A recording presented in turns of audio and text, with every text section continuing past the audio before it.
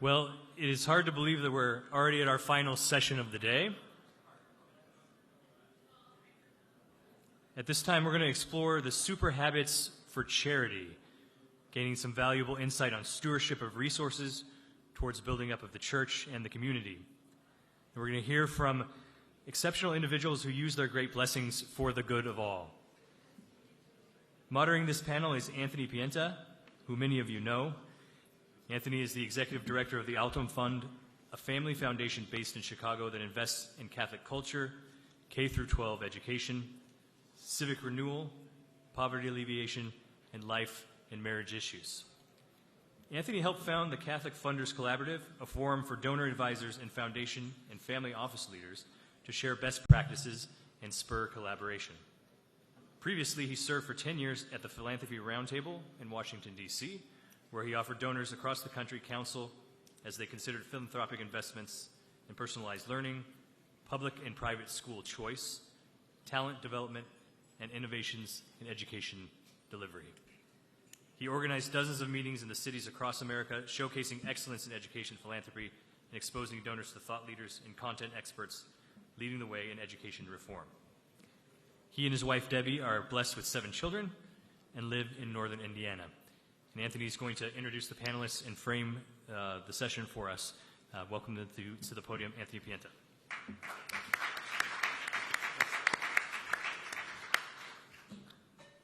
Thanks, Mark, and thank you to the Napa Institute for the invitation. I'm honored to be in this role. I actually don't think I'm going to have to do that much speaking because we have such an all-star crew to lead us through these topics.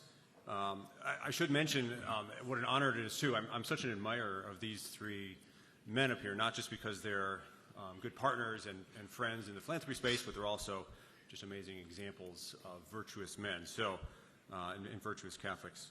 I'll give a quick introduction and then go through some of the questions that we have and have a good discussion. So leading off at the top, so Rob Neal is a real estate investor with Hager Pacific Properties. Over his 40-year career, Rob has been responsible for more than $5 billion of property transactions.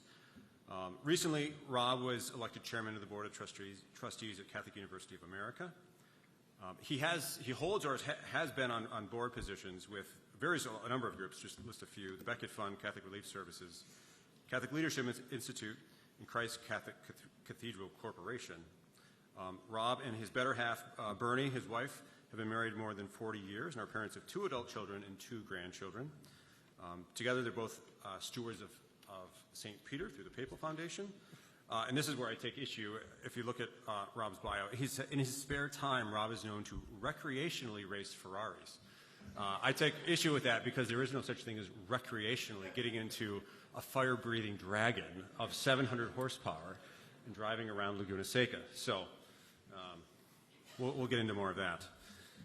Frank Hanna is the CEO of Hanna Capital, where he invests as a merchant banker in emerging technologies, amongst other areas. In his giving, Frank is especially focused on marriage and family, the 21st century parish, and Catholic education. Frank has been instrumental in the foundation of 13 new Catholic educational institutions, from preschool through post-secondary. Frank is also a patron of the arts, including Mass of the Americas.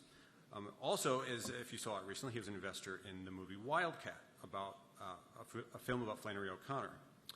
He's featured in the PBS documentary The Call of the Entrepreneur alongside Jimmy Lai. He's authored 2 books, What Your Money Means and A Graduate's Guide to Life. Famously, Frank helped secure for the Vatican what is now called the Hanna Papyrus, the oldest known copy of the Gospels of Luke and John, which includes the Lord's Prayer. Fun fact, Frank got into Yale Law School, and he even attended for a little bit, but quickly realized he belonged back at home. So not a common thing that many people go to and leave Yale voluntarily.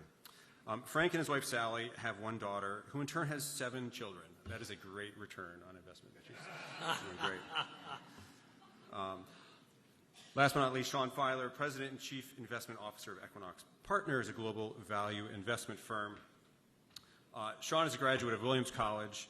He's been published in the Wall Street Journal, The Hill, Federalist, and the Daily Signal, amongst many other places. Sean is also the chairman of the American Principles Project, Communio, the Sentinel Action Fund. Also served as the board chair of the Knights of Columbus Charitable Fund, where a number of us are involved. Sean and his wife Cecilia, who's an economist at Yale, live in Stamford, Connecticut, with their 6 children ranging from 4 to 17 years of age. One of his sons was with him for the Eucharistic procession yesterday. Well, 2 fun facts. One is that for 6 months, the Filers lived in Spain, where Sean commuted from Madrid to New York every other week. I don't know how we pulled that one off. That's impressive. Still alive? Still alive. And contrary to popular belief, Sean was not a body double for Michael J. Fox in Back to the Future, as many of us have come to believe. All right, so with that, let's get to it. So we're talking about the virtues as donors, as philanthropists, something that these guys have been thinking about for quite a while. So many people first think about the virtues of philanthropists as things like generosity, magnanimity, selflessness, concern for the other. While that's certainly true, being willing to part with all or most of your wealth that you've created can be very humbling. It can also be extremely challenging. Figuring out how to ensure that the money is well used, producing the type of social return or other return that you're expecting. Following up with details, getting measurements and metrics is something that's increasingly challenging and oftentimes very frustrating, especially for new donors. Doing this well, especially with an increasingly crowded field of strong prospective grantees in the Catholic space, is also a major challenge. Just think for a second if you've been to Seek at the event that Focus holds every year, or if you were at the Eucharistic Congress and went to the Expo Hall. Full tables, and besides the crowds and all the people, tables and tables of very worthy nonprofits, apostolates. How do you choose between them? It's actually a very daunting task. So let's talk about what those virtues. So first we're going to talk about the virtues internal to philanthropists, and then we're going to go external to what we look at. So as we look at the actual virtues and habits that make you good at your roles, so let's talk about what habits do you think of when you think of the virtues of a philanthropist? What do you embody? We'll actually also go through a list of some of the what's called the Abella wheel. We'll talk about that just a little bit, and then also get to some colloquial kind of practical prudence. So why don't we start with that? Sean, I want to start with you. So what do you think of when you think of what sort of virtues and habits make you, on your best days as a philanthropist, what does that look like? Well, for some of what I do, I'd say that hope is an important starting point, right? Because you're usually looking at some problems that are maybe not insoluble, but hard to solve or haven't been solved yet, which is maybe why you feel that God may have called you to help solve that hard-to-solve problem. And then usually, I usually have a pretty strong in the hope category, and then got to work on the prudence category usually when I'm looking at a particular opportunity. And so I think those are kind of how I would, balance it out. And then I would say just, overall on your starting, framing of the issue of philanthropy, it's not really drudgery, right? Like God loves a cheerful giver. It's actually interesting. You learn, different entrepreneurs doing different things in different spaces. And if you're in a position to write a check, people are usually willing to tell you why they can make great use of whatever, money that you can give them. And so it is actually a really good excuse to get to know a lot about different things all over the world and different people kind of trying to make a difference, and sometimes successfully. All right, Rob. What do you think of first? Just to sort of pile on Sean about giving is not drudgery. It's a lot of fun, and you also become very, very attractive to people. And so, have you lost weight? I think you have. I had actually had one person come up to me and say, you look taller, and but your jokes are funnier, and you'll never buy another dinner again, is what one fella told me. But we do it really because there's something inside that tells us we need to be doing this. And so one of the super habits or virtues that I think about is something not normally associated with philanthropy is perseverance. And because, all of us want to try and do something differently. We're all, and by the way, it is a tremendous honor to be up at this dais between these two guys who have taught me a tremendous amount about philanthropy. but we're all trying to do something different. And we're all mindful that many people have been giving away a lot of money for a long time. And it seems like we have many of the same problems we always had, and actually maybe more, and they're worse. And so all of us are trying to sort of solve for this issue of how is it that we keep throwing money and energy and time and treasure and talent, and these things are not getting solved. So that's something that consumes all of us. And so sometimes, you know, the road is a long one, and not necessarily with a lot of, you know, milestones along the way. So perseverance for sure. If you're going to do it, I think, in a way that's maybe different than has been done before, and trying to change the rubric of philanthropy as we understand it. So perseverance, which maybe is surprising, but No, it's good. It's on the list, so that's good. no. Frank, what do you think of first and what?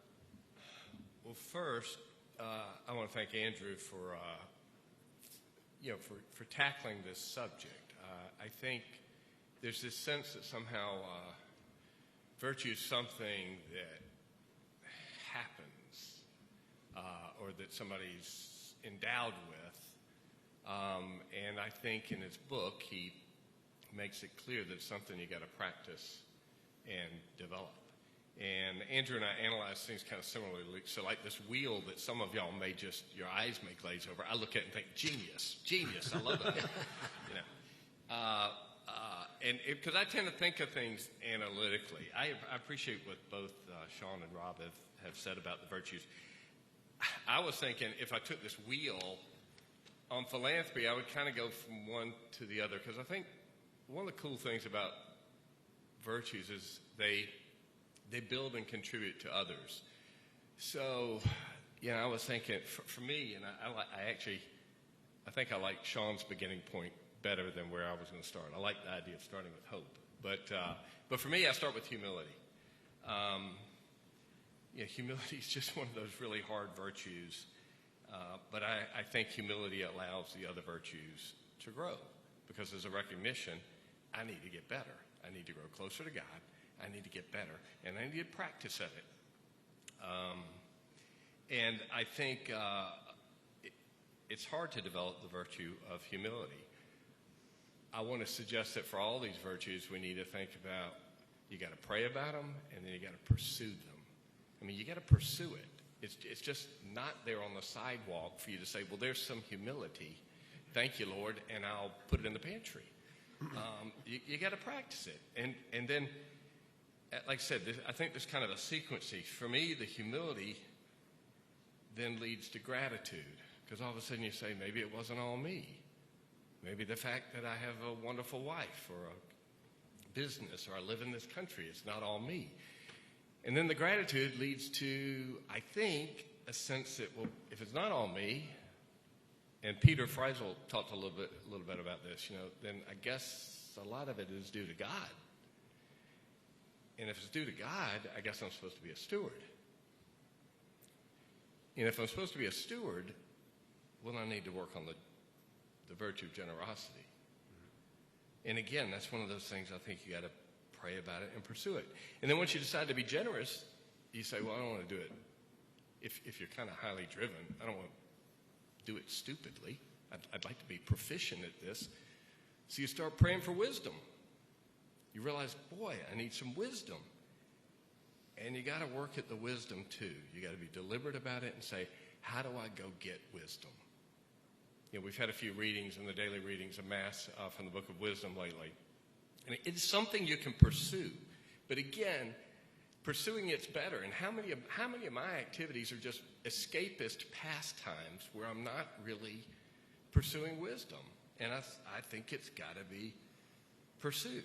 And what that means is you then got to have the virtue of industry, which says, okay, this is not easy. You don't just pick it up off the sidewalk. You got to work at it.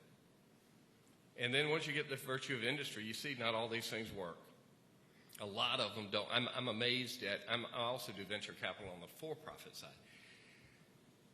I'm amazed at how many losers I have had in my life. Just losing ideas, things that didn't work out. And so then you start saying, boy, I need the virtue of fortitude and perseverance. Rob talked about perseverance. And so it's funny, for me, I go down this path, and then I realize I need that, and then I need that, and I need that. And it leads me to realizing there's a combination of these virtues. And each one of them, for me, when I pray each day, I actually pick certain virtues. I say it out loud, and I make it real. Lord, I am praying for that virtue, and then I'm thinking to myself, what can I do to get more of it? Well, Frank, let's just stay with you for a second. So you each had successful business careers, and you're still in them. A lot of these virtues you brought with you, right? You developed it as entrepreneurs, running companies, as investors. What virtues translated the best, and what have you had to pick up now that you're in a role where you're focused on giving? I think for those of us in the business world, just from a secular standpoint, prudence is critical. Making good decisions is critical. And, St. Thomas Aquinas just speaks of prudence all the time. And one of my favorite philosophers, Joseph Pieper, speaks a lot about prudence. And he says prudence is the beginning of prudence, Pieper says. The beginning of prudence is to see things as they really are. And, the term bottom line, what's the bottom line? One of the things about business is, look, if you can talk about the product all you want. You can talk about your business all you want. If you're losing money every year, that's reality. And but in nonprofits, we don't have the same kind of bottom line. And so it's very easy to feel that good intentions are enough. And good intentions are really important, and prayer is critical, but it's also important to see things as they really are. So I would say the one that translates for me is that practice of taking the blinders off or the rose-colored glasses off and seeing things as they really are. I know I've said it in my role, also looking at grant proposals. One of the job I would say I have most often is to being a skeptic. Yeah. Just kind of looking at something and saying, really? You're going to do what? With what budget? Let's just, we need to pressure test this. We need to look it around. So I would say that all falls under the virtue of prudence. Rob, what about you? What did you bring with you, and what have you had to develop? Yeah, I have something that may seem maybe a little out of place, but it is the quality of magnanimity.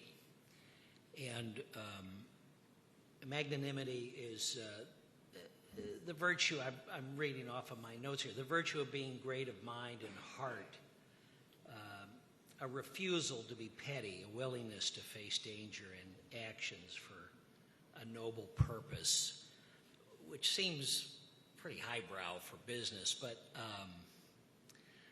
it's been of great utility to me.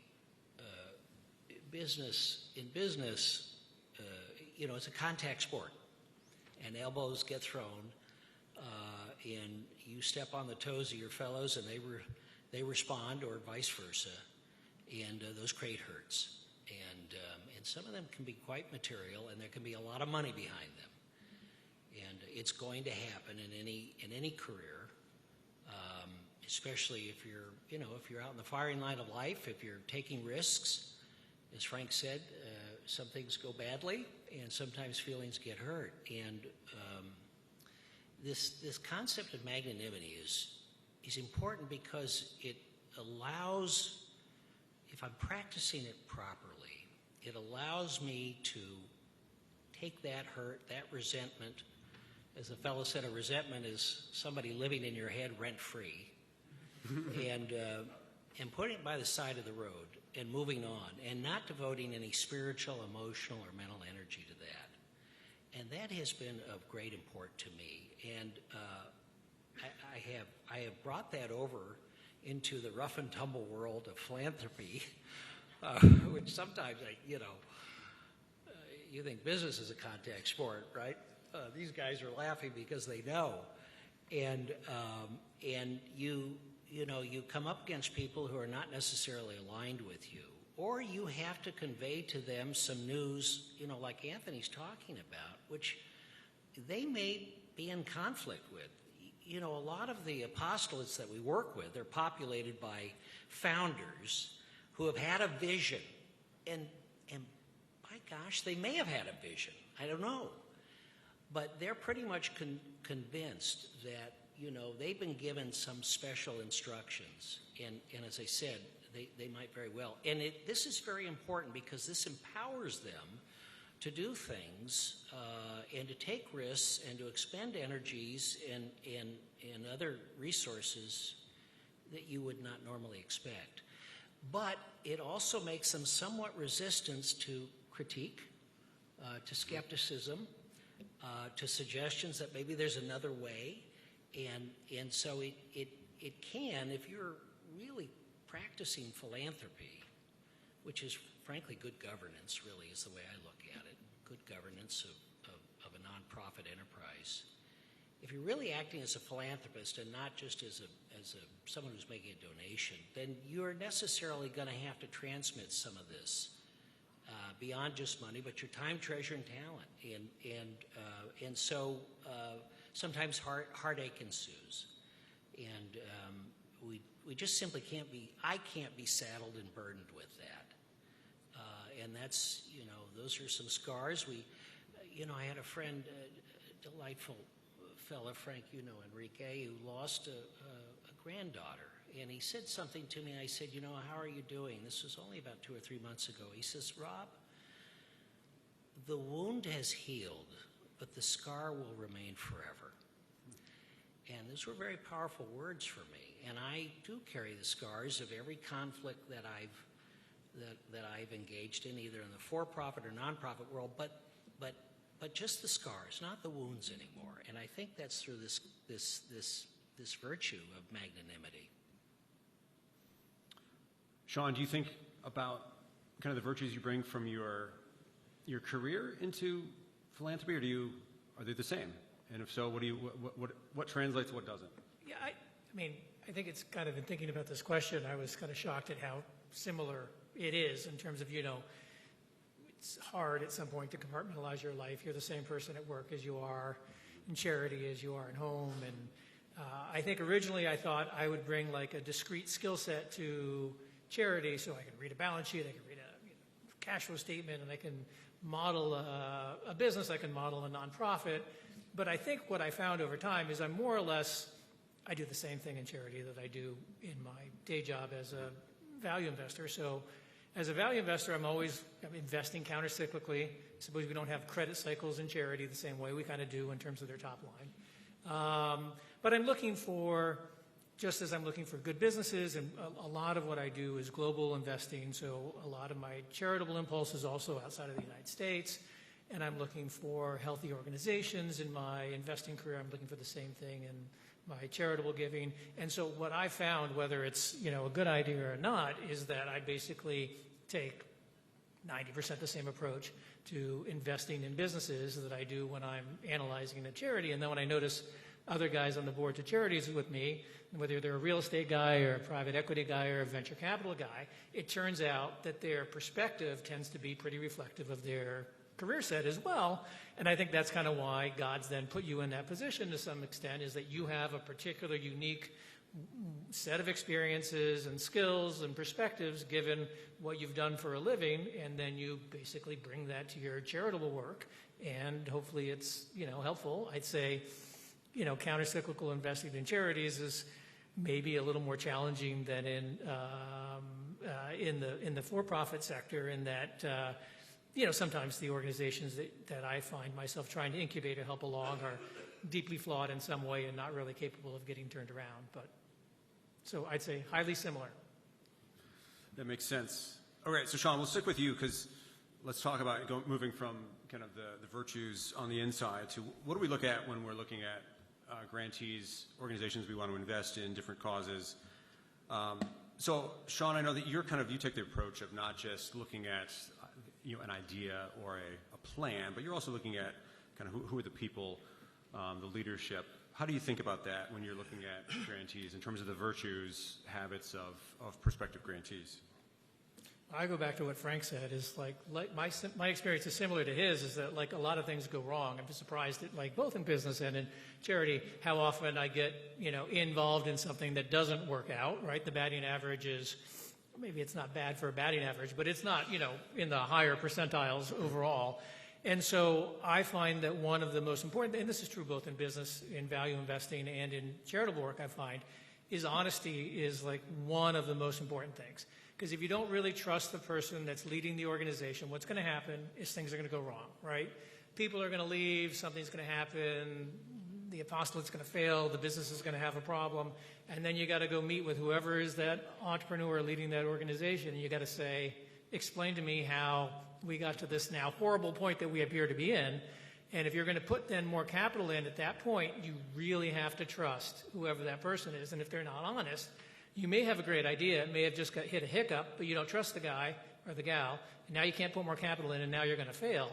Whereas if you really trust the person, it can make all the difference in the world, and you can ride out a bunch of bumps. So I would say my answer is honesty. All right, Frank, your famous quote, you love, finding the franchise quarterback. So we're in the middle of football season. Give us tell us what you mean, and then give us maybe some corollaries. Who are we talking about here? The football. Some of the people in this room may be tired of hearing me say that phrase, but I do use it all the time because I think that if you're a football fan, the New York Jets are trying to figure out whether they still have a franchise quarterback or not. And Aaron Rodgers, he was a franchise quarterback, but he's not anymore because at any one time on this planet of 8 billion people, there are about 7 people who are actually franchise quarterbacks at any one time who can be that for the NFL.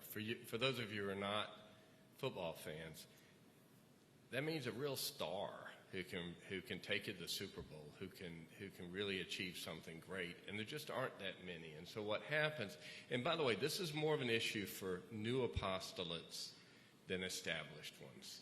Okay, this is true for companies, for-profit companies too. For established companies, for the Coca-Cola company, from my hometown of Atlanta, okay, they don't need every CEO to be a superstar. They just don't.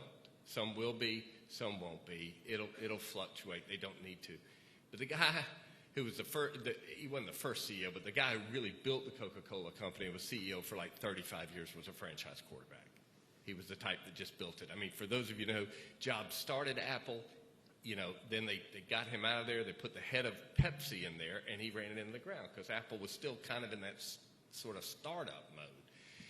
And so, I just think for new apostolates, and again, I want to draw the distinction, and I'll find people that get a good idea, and then I say, well, who's going to run this? And say, oh, we'll go hire somebody to do that. It's like you don't just go hire a franchise quarterback. They're just really rare.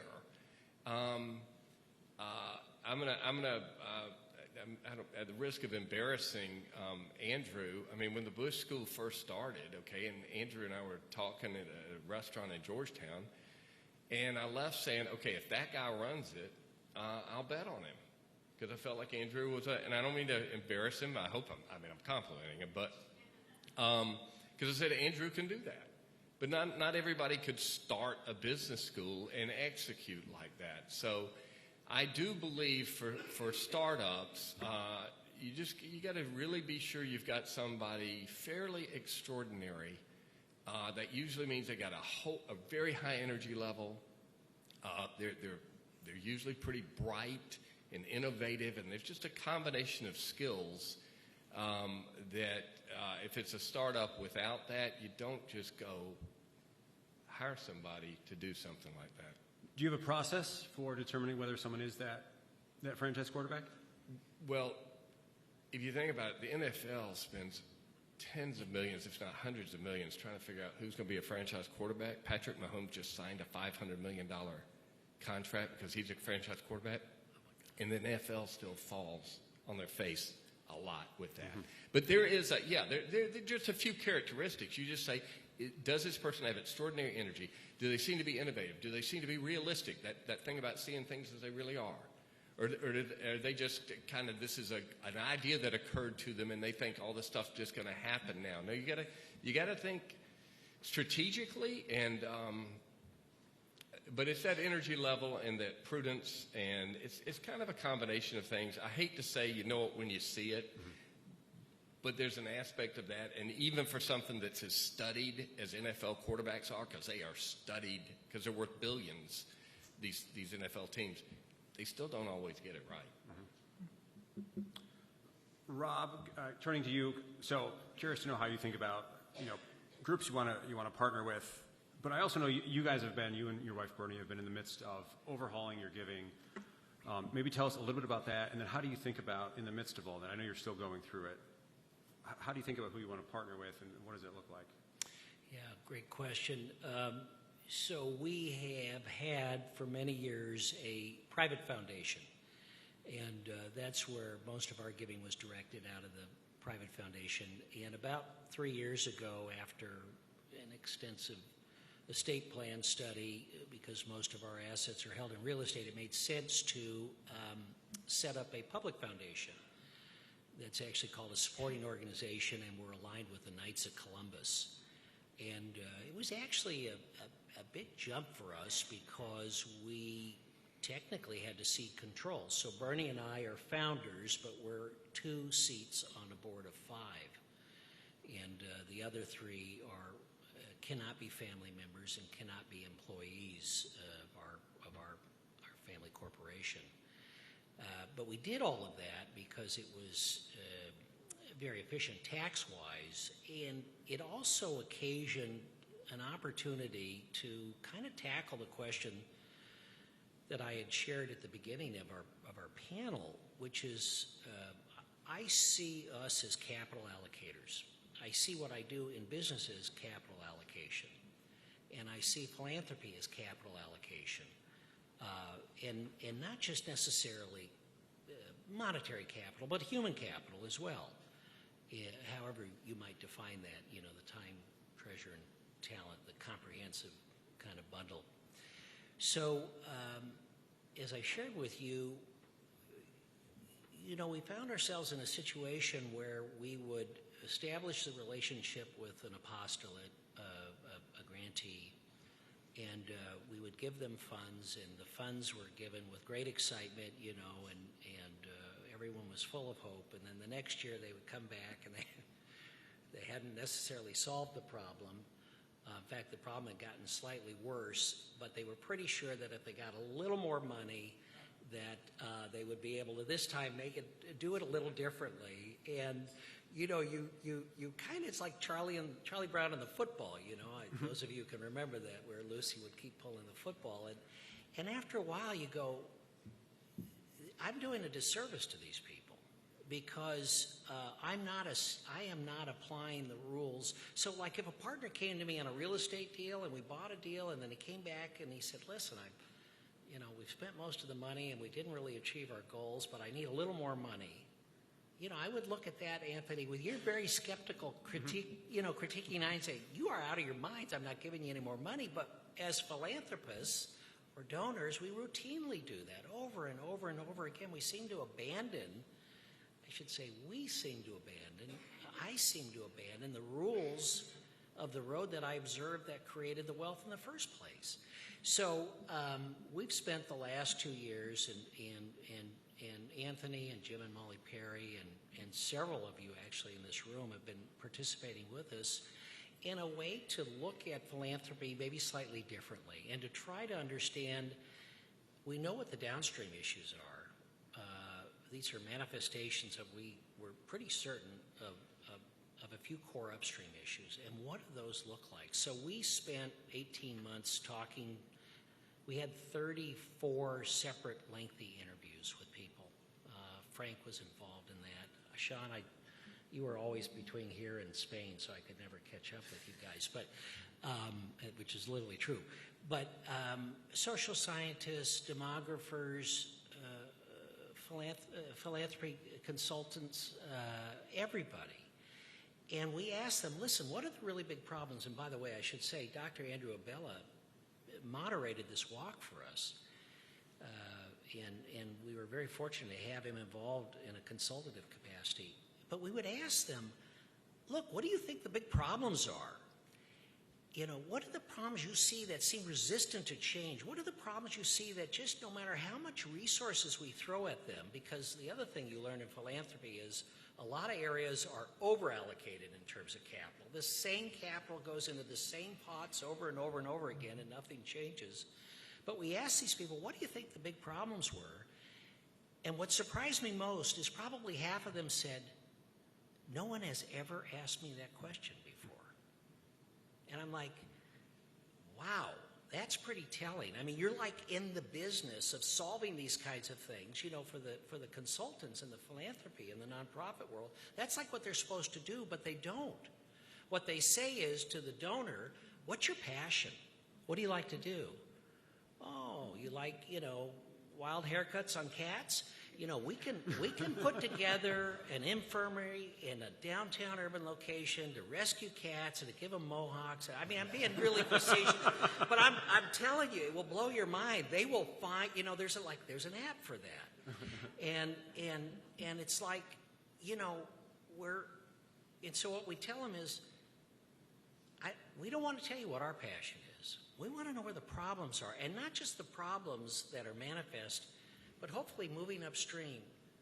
What are the issues that are causing these downstream problems? And we have, after 18 months, not surprisingly, we came to some big core drivers. One of them is the absence or the diminution of religiosity in the marketplace. People are moving away from organized religion. We looked at the dissolution of family. And we looked at, the other thing we saw was that the lack of fraternal organizations seemed to also have these deleterious downstream effects. So now we're working through that, and we're trying to go about our giving in a different way. And by the way, this is, when we invest in real estate, which is what our firm does, we buy warehouses around the country, value-added warehouses. We go through a similar process, which is we don't want you to tell us, to the brokers, where you think we'd like to invest. We want to know what you think, where you think the opportunities are in your marketplace. And so we're basically trying to apply the same rules that we developed and honed in the for-profit world and in the nonprofit world. And for some reason, that seems to be unusual, and that I don't get, because we're really just capital allocators, whether it's for-profit or nonprofit, or we should be. But for some reason, in the nonprofit world, all the rules get bent, and so we're working through this. And I'm sorry for the lengthy answer to the No, it was good. To the question. So as we think about kind of the prudential side of weighing things and looking at things, donors always have to consider risk. How risky is something? Is it a slam dunk, what we're going to do? Sean, I want to go to you, because I know you like risky kind of bets and something that could fail. You've shown an appetite for supporting the hard stuff. Why is that? And how do you think about that? And I am framing this as a virtue, by the way, of kind of the, thinking about difficult situations that other donors might stay away from. Yeah, so I will say that I don't like hard stuff just because it's hard. I think I like, so I guess what is some people have given money to would know is that when an organization's very developed and, really hitting its stride, and now a $50 or $100 million organization, I'm probably less interested, because my sense is I don't really have a particularly important role to play. And I, like in investing, I'm trying to see something that's there but maybe everybody doesn't see, right? That's kind of the nature of what I do for a living, is you want to look at all the same information everybody else has looked at, and then, despite reading the same information, see something everybody else hasn't seen. And so I think I try to do that, and sometimes I'm right and sometimes I'm wrong. I would say maybe a couple of the things that come to mind that kind of fit this bill recently have been Life Perspective. So this is an organization that does reproductive loss care. And what I found really fascinating about that, what they did, is that they were not so much focused on abortion, but focused on miscarriage. And that the medical establishment was totally allergic to the idea of grieving in the instances of miscarriage. And the problem that the medical establishment had was, if they recognized the benefits of grief in any instance in reproductive loss, it was hard to then deny the idea that grief might be a necessary and appropriate healing process for people that have gone through abortions. And so I thought that was a really interesting opportunity for them, and maybe something, if they could really change the standard of care, that could change the way that we looked at reproductive loss. I'd say it's still in process. Maybe there's some hope for that. Kind of another thing that would fit this bill is the life movement in general is in disarray here in America for a variety of reasons I think everybody's probably painfully familiar with. And there's a big effort to try to preserve the Republican Party as a vehicle for the pro-life movement politically. But I think one of the things a lot of people have missed in the movement is just how internationalized the pro-life movement has become, and maybe the center of gravity of the pro-life movement, at least temporarily, hopefully not too temporarily, but maybe for a long time, is outside of the United States. And so there's a lady who was doing abstinence education, Valerie Huber, who went into work for the Trump administration, convinced Mike Pompeo and Alex Azar to sign a document creating the Geneva Consensus Declaration, which then it was basically an anodyne list of pro-family, pro-life things that countries would sign on to. It turns out a bunch of Muslim countries were pretty eager to sign on. We signed on. Our presidency changed. We signed off. But what was really interesting is after we got off the list is it continued to build. And when you went to, especially Latin America or Africa, a lot of the smaller the country, the more likely they're to be religious and pro-life. Uniformly true, but generally true. You just had to go out to all these countries and ask. And so now they're up to 40 countries. I would say that these are like marginal, low probability of maybe success in a very conventional way, but the kind of ideas that I feel like there's something there that's not going to appeal to most philanthropists, but maybe there's something there that could make a real difference. So it's kind of a venture-y. Maybe that's two examples is probably the best way to describe it. Gotcha. Frank, I know you also love the early stage, the kind of the VC things that are difficult to support or otherwise raise money for. Do you kind of think about it the same way Sean does, or how would you approach risk in kind of the early stage? Sean and I have been bumping into each other for 25 years because we share a lot of the same interests, and we do try to evaluate. I mean, some of it, for those of you who were listening to what Peter was talking about earlier, to try to figure out why am I here on this earth? And I love fine music. I just have not felt called to be a regular donor to the symphony.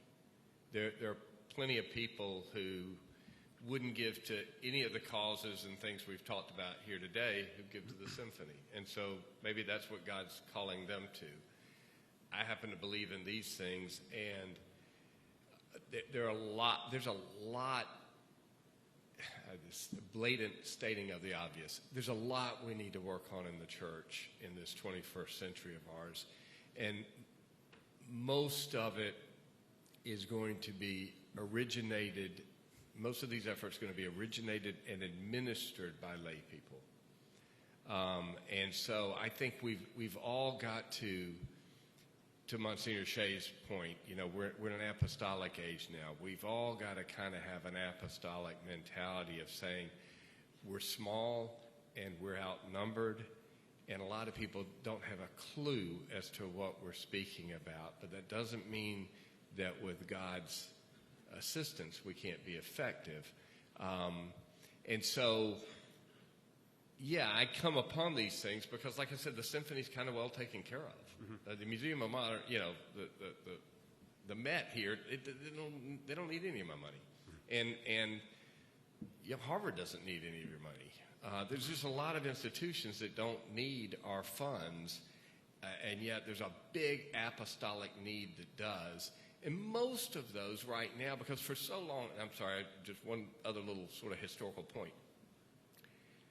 Until about 300 years ago, when lay people could read and write, everything in the Catholic Church that the Catholic Church did was kind of administered by priests, because they're the ones who not only were ordained, but they were the ones who could read and write.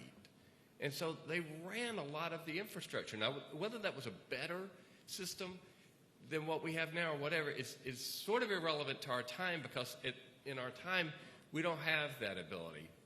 So we just got to be thinking in an apostolic way. And again, a lot of these are fledgling efforts. They're also, though, it's massively encouraging to see them. And, you know, Tim, who, by the way, I'm sure he's had a shout out already for Napa, but I remember when he was first talking to me about Napa when it first started and asked if I'd be on the board. I said, yeah, I'm thinking Tim's a franchise quarterback. I know Napa's going to do well. So kudos to Tim. But Tim also points out at various things he's at how encouraged he is about the church, because you got a lot of lay apostles out there realizing that we pray and we support and we encourage our priests and our bishops, but the church needs us. And so most of this stuff is going to be somewhat fledgling, because we're moving from a system that for 1,800 years was all kind of internal and now is being diffused. And so it's all, in historical terms, relatively new, but it's thrilling and it's exciting. Gotcha. All right, I'm going to ask two more questions before Q&A. Is that okay, Mark? All right. So the first question, harkening back to the earlier panel, thank you, Emma, all about mentorship. Each of you have told me that one of the biggest value adds you offer is not actually your money, but it's your advice. Tell me about that, Rob. Why don't you start? How do you approach it? How hard are you on the advice you give?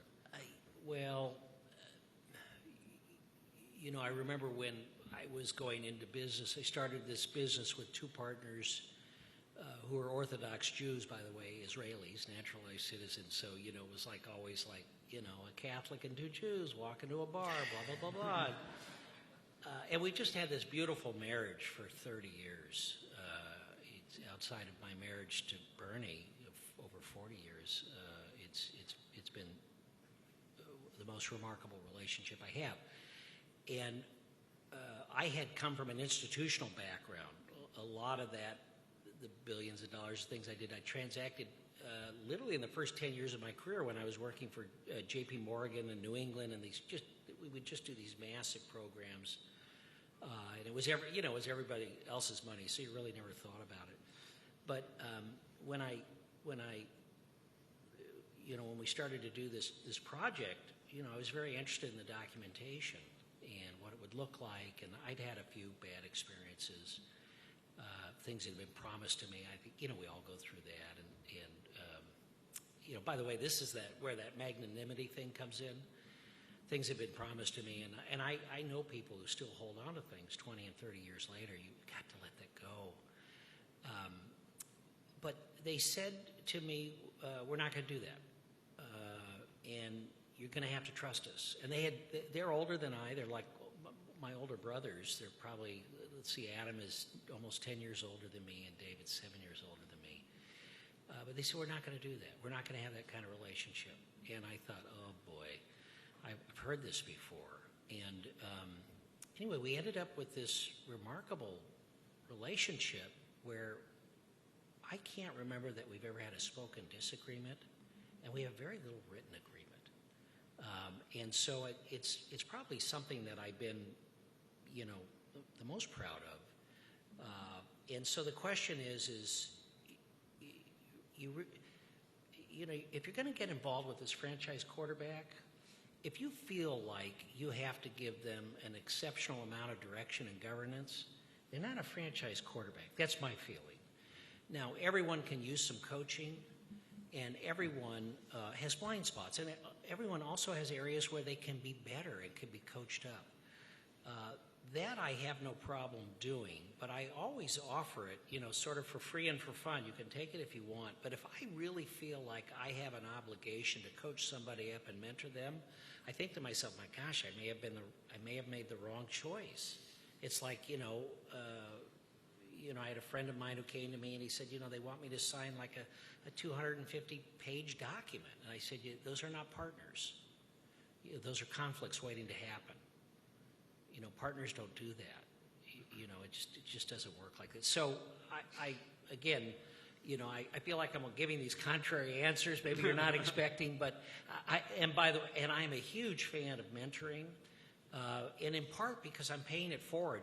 I had a number of guys who met with me when I was like 21 and 22, and they had no business meeting with me. These are guys that were great developers in Orange County, and they were extraordinarily successful. Office development really began in Orange County, Southern California. You know, the great names like Samus and Cole, and these guys met with me and they didn't have to, and I've always remembered that. And when I tell the people that I mentor, and I do love to mentor them privately, is I tell them, listen, the most important thing that I'm going to give you is I'm going to inoculate you with an obligation that 10 or 15 years from now, you need to do the same thing with the next group. That's the most important thing I think I need to leave you with, is this not just an opportunity, but a responsibility to continue to pass this on. You know, this is how this is how our professions govern themselves. You don't read about ethics and things like that. Well, maybe you do in Dr. Bella's class. But, I didn't learn that in my business school courses. Each community has to do that, and they have to explain to the younger man or woman, I know it looks like the easier, softer way is to shave some corners on these first deals. Don't do it. I'm just telling you, don't do it. And that's really experience and wisdom and passing along something that is unavailable to them in any other form. That was pretty good. All right, last question. I'm going to focus on Sean and Frank for this one, because I know you guys have seen this. Of course, doing well is noticed by others. Oftentimes in print publications that are not happy with what you've been doing. Everything with cancel culture. You each have been kind of highlighted in various pieces. Hit pieces looking at what you're doing. Sean, actually, let's start with you, because I know you haven't been that put off by it, I think, with some articles that have highlighted you in a negative way. How do you think about that? And what advice do you have for others, not necessarily just donors, but anyone who's putting their neck out there and might get flack for it? So I got my start in negative PR with the marriage movement, and what I found was that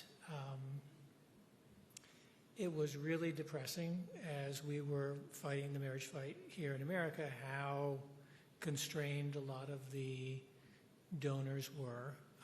One, in their appetite to give, but two, in their appetite to have any public association with the cause because of the knock-on effects it would have on their business. And I was really shocked at how different it was than the pro-life movement. So the distinction I would make in the pro-life movement and the pro-marriage movement is the pro-abortion oriented organizations really care what you do, right? They want to make sure that you don't mess around with their ability to get government-funded abortions for anyone at any time for any reason. And if you're not messing with that, they don't really care. You go off to your church, you go have your pro-life thoughts, you do whatever you want, who cares? The marriage movement and the gay community that took on the traditional marriage here in the United States and largely won, really had a very different, very kind of totalitarian take in terms of the way that they approached the issue. They didn't just care about whether you won or lost in politics. They really cared about what you thought, right? They cared about what you believed. And they wanted to win not in a way where they were going to win in a policy perspective. They wanted very vindictively to go punish anybody that opposed them in public or anybody that still harbored thoughts that were contrary to what their movement held to be true. And I found that in that movement, you really had two choices, right? Either you were going to be in the marriage movement, you were going to be helpful, you were going to be clear about what you believed, you're going to be willing to fight. And when somebody put a mic in front of you and said, are you in favor of, marriage between one man and one woman? Are there two genders? Like, you got to be pretty clear. There wasn't a lot of wiggle room. And what I found was that if you waffled at all, and Maggie Gallagher, who is the founder of NOM, was here earlier, I think she may still be here in this room. There she is. If you waffled at all, if you showed any weakness, there was blood in the water, and then the feeding frenzy came, and then you were done, right? But if you use that opportunity to clearly articulate what you believed, why it was true, then they're kind of like, wow, okay. And they kind of like left you alone. They're like, well, I don't know. To stop giving that guy a microphone. He's just going to tell us the thing we disagree with. So, yeah, I don't know. And then everything after, post Obergefell, post the marriage movement, everything's, I find, is pretty easy compared to that movement. So. Gotcha. All right, Frank, last word before Q&A. Yep. How did you experience and what advice do you have? I'm going to do like people do in the debate. I'm going to take your question and answer something else, but real briefly. You can answer whatever question you want. Yeah, no, first of all, we've been blessed to participate in philanthropy in a particular way. But I want to encourage everybody in the room to sort of think of yourself as with a philanthropy hat on yourself at whatever level someone's at. You can be evaluating the things that are going on in the church and saying, which of these things do I feel called on? Which of these things does prudence tell me might be effective? Which of these things would call upon my own generosity? Which of these things do I feel called by God to be involved in? So I want to make sure we don't just kind of treat philanthropy as this thing that people who happen to work in the financial world and make some money get to do. I think it's for all of us to think about. Secondly, I mentioned not giving to the symphony. I do go to the Benedict XVI Institute for Sacred Music, and Maggie's in the room for that. So I want to make sure. But that's a different thing because everybody's given to the symphony and the Philharmonic, right? Yeah. But when it comes to sacred Catholic music, we're not. So again, it's where we need it apostolically. On the mentoring thing, just real quick, because you all will be asked to mentor too. We'll all be asked that. And I think it's important that we let people know there's no magic in mentoring. I mean, sometimes it's flattering, but sometimes I just had a young man ask me the other day, can I just come by and, take you to lunch and learn from you? And I'm thinking, I don't have any magic beans. I mean, it's not that easy. It's better almost if I say, look, I'll be a sounding board for you. You need to be thinking about, you need to pray, you need to be thinking about what you're being called to. And I can function as a pretty good sounding board, maybe with some course directions or some reorientation. I guess it's the same thing. But it's not like they're magic beans. Sometimes people feel like, if you get the right mentor, now you're set. And I think we mislead them a little bit. They got to find their way. But we can be a good sounding board to help with the course correction. As far as the bad press, look, we're Catholic and we're in a minority, and the world finds much of what we do, including yesterday afternoon, really puzzling, and at times they misperceive it as threatening. So if you're a Catholic who my pastor's fond of saying, G.K. Chesterton would say, if at the end of your life they had a trial and put you on trial for being a Christian, would there be enough evidence to convict you? Right? I mean, if we're living the evidence of our faith on a daily basis, at whatever level, we're going to be persecuted. You can be persecuted in your own neighborhood newsletter, right? For you putting up a Christmas display. It's fine, whatever you want to do at Halloween, but you put up a Christmas display and somebody may be offended. So we're in an age where that's going to hit all of us. I think the procession yesterday was wonderful because it was a serene, grace-filled, prayer-filled, charitable witness. And I think if we can have that sort of example in mind, we won't make the negative stuff go away, but we can, I think we can respond with charity, which oftentimes is a little confounding to a world that doesn't operate by the rules of charity. All right. Should we do Q&A? Yep. We're standing in between everyone in the bar, a bunch of Catholics in the Yes, so we have 5 minutes for Q&A. Very careful. Please, over here on the right.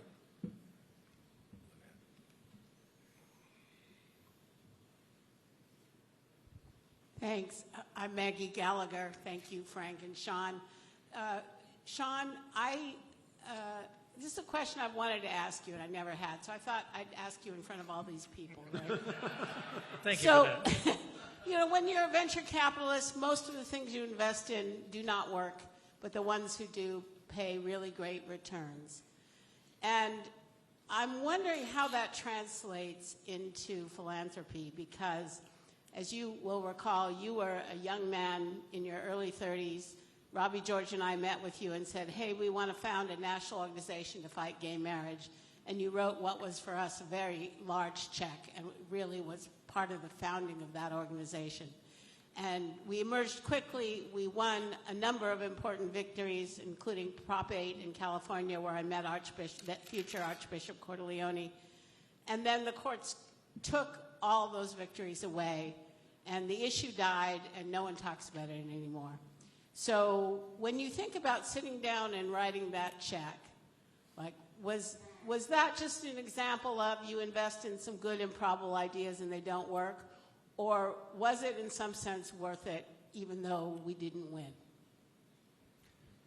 Yeah, Prop 8 seems like, centuries ago, right? The idea that we won that proposition in California in 2008 is amazing. Yeah, I think that fight's not over. Obergefell was an enormous blow to the movement. I think, I know you and I have talked about some of the strategic and tactical lessons we learned from that movement. And I think we're applying those now in APP in some way in politics, and whether it's women's sports or trans surgeries for kids. And so I think some of the skill set lives on in a different issue set, and hopefully we get back to a point where we can contest marriage again.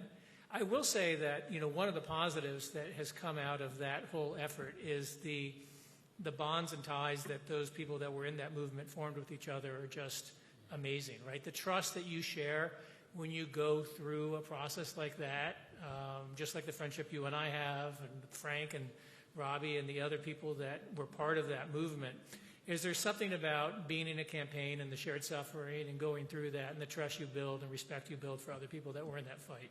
So obviously very hard, obviously not the outcome we wanted, but I think there's still fruits will come from what we did. We got, there's one over here.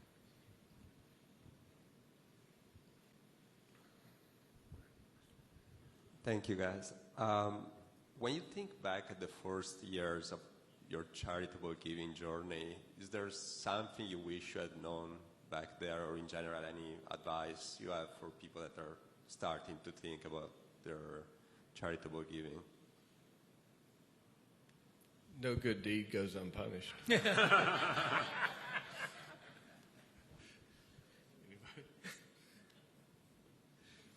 I don't mean to be so pithy, that's just what first popped into my mind. No, but it is worth realizing that. Okay, this is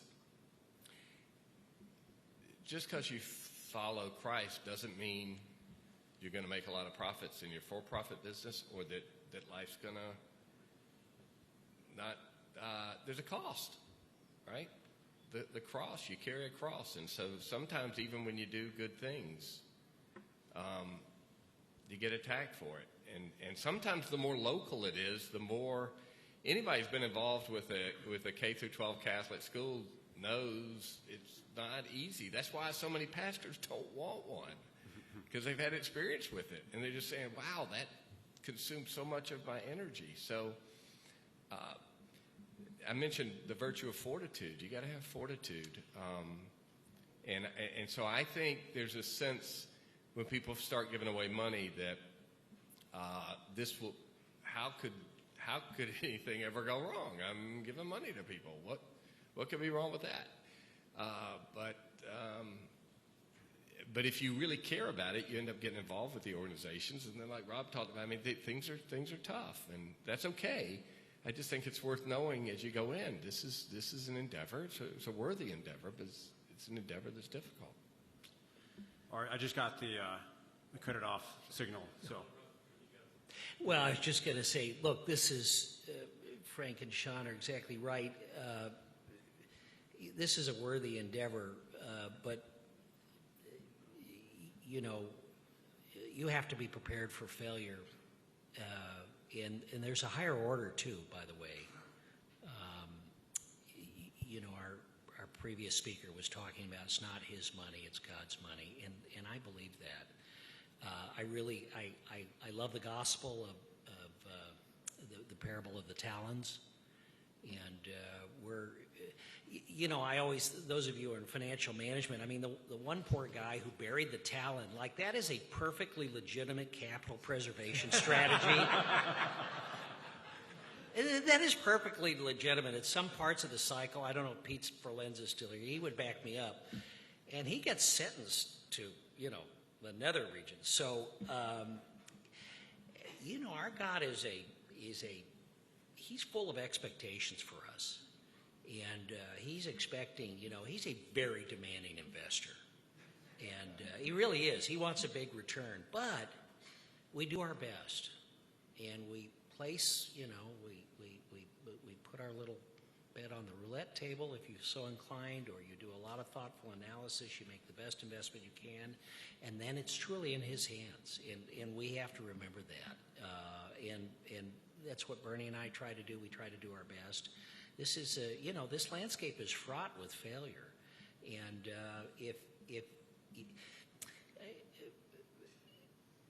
and there's another player in this, too.